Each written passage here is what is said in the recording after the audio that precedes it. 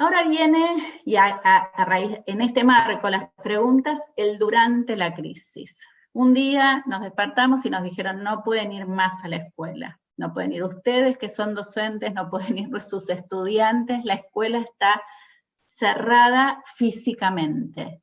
Pero está abierta, porque esto que estamos haciendo es hacer escuela. Este modo de encontrarnos también es hacer escuela. Vengo estudiando, vengo analizando lo que está pasando en este marco, en estos 50 y pico de días que llevamos en confinamiento o en distanciamiento social obligatorio en la mayor parte de los países que están participando en la llamada. Y quiero decirles que durante la crisis empezaron a aparecer algunas dimensiones de análisis nuevas que tienen que ver con ese antes que veníamos trabajando desde nuestra mirada investigativa, pero que también tienen que ver con una coyuntura completamente distinta y sorprendente. Y acá quiero tomar 3 o 4 dimensiones. La primera tiene que ver con reconocer que si nosotros, de un día para otro, pudimos quedarnos en casa y seguir haciendo la práctica de la enseñanza con todas las dificultades que esto tuvo, es porque estamos viviendo algo que Barico define como una revolución mental. Ya éramos parte de una revolución mental y la pandemia viene en ese marco. O sea, no es casual que esté pasando lo que pasa. Pasa, entre otras cosas, porque vivimos en una sociedad totalmente interconectada, con todos los rasgos de lo global que nos atraviesan. Barico dice, Alessandro Barico, en un trabajo que se llama The Game, dice, con una doble fuerza motriz. Estamos al mismo tiempo en lo virtual y en lo físico, en el ultramundo y en el mundo. Yo digo en estos días, la pandemia nos dejó más del lado del ultramundo, nos quedamos del lado de lo virtual. Pero quiero empezar con un reconocimiento, y es que nosotros pudimos hacer este movimiento rápido, este empujón que nos dieron y agarrarlo, porque ya éramos parte de un mundo revolucionado mentalmente. Por supuesto, esto no quita todas las deudas de acceso que tenemos, con las que ustedes están lidiando diariamente. Falta de acceso a dispositivos, dificultades de conexión a internet, las condiciones vitales que cambiaron, porque además, digo, si hay un dispositivo en la casa y son 5 personas que tienen que compartirlo, tampoco en ese escenario podríamos hablar de acceso. Pero aún con las deudas de acceso, estamos viviendo en una realidad distinta para la que la mayor parte de los que estamos acá nos formamos. Una realidad atravesada por una revolución mental. En este contexto, y cuando nos dicen, bueno, ahora se tienen que quedar en casa y desde ahí construir una propuesta para la práctica de la enseñanza, se alteró el espacio del mismo modo que veíamos que se alteraba en las escuelas más innovadoras, y se alteró el tiempo, claramente. Y esto nos está llevando a formularnos un montón de preguntas. Por ejemplo, la gente dice, ¿el tiempo educativo en casa es el mismo tiempo educativo en la escuela? No sé, es una pregunta cuya respuesta se está construyendo. Yo tiendo a pensar que no es el mismo. Entre otras cosas porque estamos viviendo en una crisis vital, donde nos atraviesa la angustia, donde la familia teletrabaja, en el mejor de los casos, a la vez que trata de generar condiciones para que las chicas y los chicos hagan la tarea. Hay una alteración del tiempo que viene junto con la alteración del espacio. En este escenario empieza a quedar claro, y esta si quieren es como la parte dolorosa, que más allá de las escuelas que innovaban, más allá de las redes de las escuelas que innovaban, hay lógicas persistentes que tienen que ver con lo clásico desde una perspectiva didáctica. Lógicas que hoy se transparentan como exceso de contenidos, exceso de tareas, exceso de PDFs, exceso de videoconferencias. Y yo desde que empezó la crisis, uno de mis primeros alertas fue no al revoleo, no al revoleo de nuevo, no al revoleo de contenidos, no al revoleo. Creo que tenemos que poder pensar fundamentalmente en cómo lo que estamos viviendo pone de manifiesto, revela, transparenta la persistencia de ciertas lógicas que son enciclopedistas, que son acumulativas, que están centradas en la transmisión, porque este es un enorme momento para empezar a deconstruirlas ya como una perspectiva general, no como una cuestión de nicho, de escuela que innova o docente que innova. Claro, que esto nos obliga, que esto nos exige, y eso es lo que estamos viendo a diario todos los que estamos en las escuelas o cerca de las escuelas, que hay que renegociar los encuadres, desde una perspectiva de diálogo, que hay que renegociar los encuadres desde una perspectiva de trabajo colectivo al interior de la escuela, con las familias, y donde lo que está sosteniendo prácticamente todo lo que estamos haciendo es el diálogo. En este escenario, ¿qué es lo que más me preocupa? Además de reconocer todas estas dimensiones, bueno, que a pesar de la pantalla, con la pantalla, atravesados por la pantalla, nosotros sigamos pensando nuestras propuestas desde una perspectiva de humanidad, que sigamos siendo humanos, que estemos cerca y que a toda costa trabajemos para retener a nuestros estudiantes en el sistema. Nunca nos pasó lo que nos está pasando ahora. Y el riesgo que tenemos es que los chicos y las chicas se vayan, que no quieran hacer nada porque están en la casa, que la estén pasando mal y encima estemos alejados. Y por supuesto, esto depende de las condiciones. Y las condiciones no son las mismas en todas nuestras instituciones. No es lo mismo decirle, prende la computadora que íbamos a hablar, que tener que mandarle una cartita que llega a través de un vecino porque es la única manera de comunicarse. Pero en los dos casos tenemos que poder construir ese vínculo y sostenerlo, esa cercanía, ese sentido de lo humano en el marco de lo que probablemente sea la peor crisis que hayamos vivido. En este escenario hay oportunidades para reinventar, claro que las hay. Las oportunidades para reinventar tienen que ver con todos esos rasgos que vimos antes, pero sobre todo con la posibilidad de mirar el afuera y tratar de cambiarlo, porque esta realidad necesita cambiar.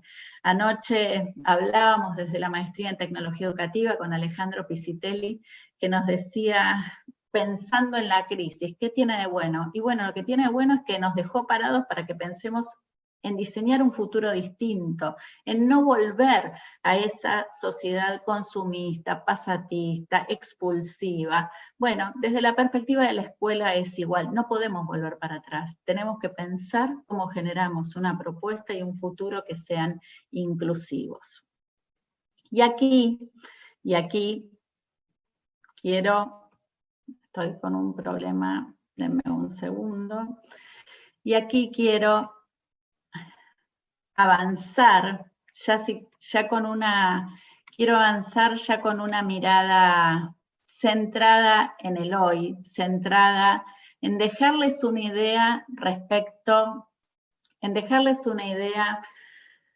respecto de lo que sigue, ¿no? La pregunta que me hago junto con Franco Berardi, que me inspiró para hacerme esta pregunta, es, ¿y si esto para lo que nos preparamos primero para 15 días y ahora diciendo, bueno, no, en realidad fueron 2 meses, pero llegan las vacaciones de invierno y después volvemos?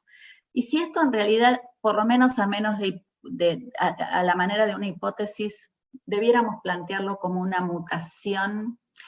Y si a la escuela que queremos volver, todos queremos volver, no podemos volver este año y no podemos volver el año que viene, porque las condiciones para sostener una cursada a la manera que conocemos no están dadas, ¿qué haríamos? En estos días se empieza a pensar en la posibilidad de una vuelta a la escuela parcial, y eso es algo de lo que estamos viendo en algunos países. Y acá, de nuevo, quiero ordenar con algunas categorías de análisis, y además quiero dejar una idea planteada antes de ir a ver sus preguntas. Yo vengo desde hace un tiempo trabajando con la idea del on demand y el vivo. Digo, en esta cultura que nos cambió, donde nuestros estudiantes creen que para aprender algo pueden ver tutoriales y resolverlo, nosotros tendríamos que poder pensar qué es lo que está on demand, qué es lo que está para que nuestros chicos y chicas agarren cuando quieran, y qué es lo que hacemos en vivo, cuál es la clase que tiene sentido vivir, cuál es el sentido que tiene nuestro encuentro en el aula o en el aula virtual. Estas son categorías con las que yo vengo trabajando hace años. En este escenario de la pandemia, una de las cosas que aparecieron es, bueno, creemos aulas, pongamos materiales en las aulas, pero también creemos cuadernillos, creemos canales, programas de radio, hagamos programas de televisión, pongamos a disposición. Y eso tiene que ver en algún punto con la lógica on demand. Ya subiste la tarea, bueno, listo, tienen tarea, está en el campus virtual, las familias están tranquilas. Ese fue el arranque. Como dice mi amiga Ana Clara Monteverde, los primeros 15 días, y pensábamos que duraba poco la crisis. Sin embargo, en el devenir de los días empezó a plantearse esto, ¿no? Pero además hay que hacer eventos sincrónicos, como este. Hay que hacer el vivo, hay que estar en vivo. Y acá me parece que es donde se está empezando a revelar el corazón del problema que tenemos. En los vivos que aparecen, en general, los docentes explicando. Y la pregunta es, ¿por qué los docentes están explicando en vivo? Si eso tal vez podría estar on demand, si eso podría ser un video, si eso podría ser un texto. Esta escena, que es, ¿qué ponemos, si quieren, en lo asincrónico y qué ponemos en lo asincrónico, en lo sincrónico? ¿Qué ponemos en el campus? ¿Qué ponemos en Zoom o en Teams o en donde lo quieran poner? ¿Qué ponemos, qué damos por anticipado y qué depende de nosotros poniendo el cuerpo? Creo que es la escena más importante que tenemos para pensar lo que sigue desde el punto de vista pedagógico. Y acá les quiero traer una idea, que es la idea de ensamble, construida para esta ocasión, Luciana, y con todo mi amor. Creo que lo que sigue va a ser un escenario de alternancia seguramente, que no podríamos decir que es el escenario de la educación a distancia, porque la educación a distancia tiene ciertas particularidades que tienen que ver con que los alumnos no asistan regularmente a clase. Es el escenario de una escuela distinta, a la que vamos a poder ir tal vez parcialmente. ¿Por qué la idea de ensamble? Y acá quiero hablar un poco de cuáles son los múltiples sentidos de ensamble. La idea de ensamble o ensamblaje tiene que ver con hacerlo conjuntamente, uno con otro. Tiene que ver con coordinar, con acoplar, con la unión.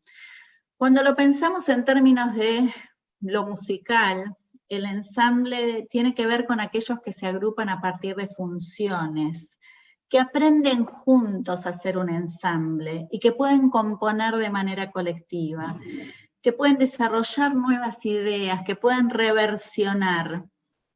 Y hay otra idea que es la que tiene que ver con, si quieren, con la escultura, con el arte plástico también, que tiene que ver con ensamblar llevar la idea del collage a una tridimensión. Todo eso es el ensamble. El ensamble tiene un aspecto humano, el ensamble tiene un aspecto artístico, el ensamble tiene la posibilidad de hacernos pensar en una obra que se construye colectivamente. ¿Por qué traigo la idea de ensamble? Porque creo que de acá en más vamos a tener que construir propuestas que ensamblen todo lo que sucede en la virtualidad con lo que sucede en una presencialidad parcial a la que nos vamos a ir acercando lentamente.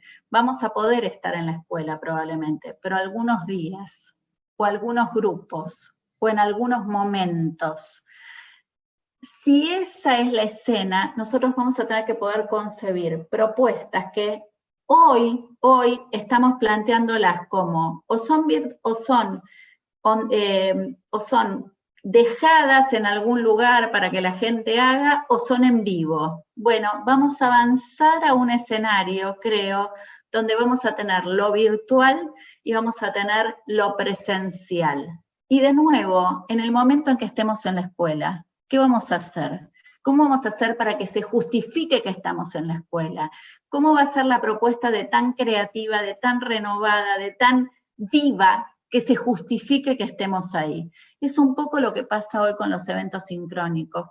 ¿Por qué lo hacemos sincrónico? ¿Por qué lo hacemos en vivo? Porque no sabemos cómo termina.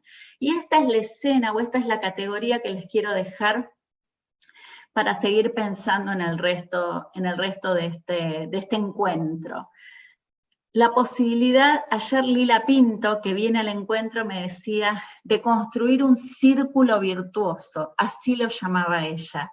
entre propuestas, en propuestas grandes que tienen diferentes momentos, que van articulando modos de hacer en ciertas plataformas, que van articulando momentos de colaboración, que van articulando momentos de diálogo con otros, momentos de producción, momentos de encuentro, y donde todo eso, desde mi punto de vista, tiene que sonar también como una obra, como una composición musical, como un acto creativo. ¿Y por qué ensamble? Porque en el ensamble se crea con otros, donde muchas veces tenemos diferentes lugares, tenemos diferentes funciones, aportamos desde diferentes instrumentos, pero tocamos juntos.